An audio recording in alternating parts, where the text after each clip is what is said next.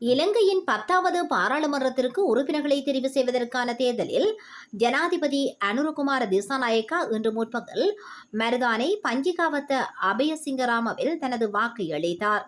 வாக்களித்த பின்பு ஊடகங்களுக்கு கருத்து தெரிவித்த ஜனாதிபதி தேசிய மக்கள் சக்தி வலுவான பாராளுமன்றத்தை அமைக்கும் என்றும் நம்பிக்கை தெரிவித்தார். மக்களுக்கு ஏற்புடையதான சட்டங்களை நிறைவேற்றி புதிய பாராளுமன்ற கலாச்சாரத்தை உருவாக்க முடியும் என்றும் ஜனாதிபதி தெரிவித்தார். தேசிய மக்கள் சக்தி வடக்கு கிழக்கு தெற்கு மேற்கை ஒன்றிணைக்கும் ஆட்சியை அமைக்கும் என்றும் ஜனாதிபதி உறுதிபட தெரிவித்தார்.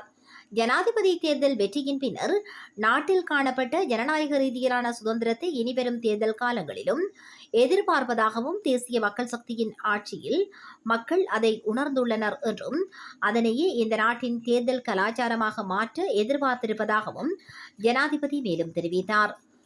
196 பாராளுமன்ற உறுப்புரிமைக்காக 8361 வேட்பாளர்கள் இம்முறை தேர்தலில் போட்டியிடுகின்றனர்.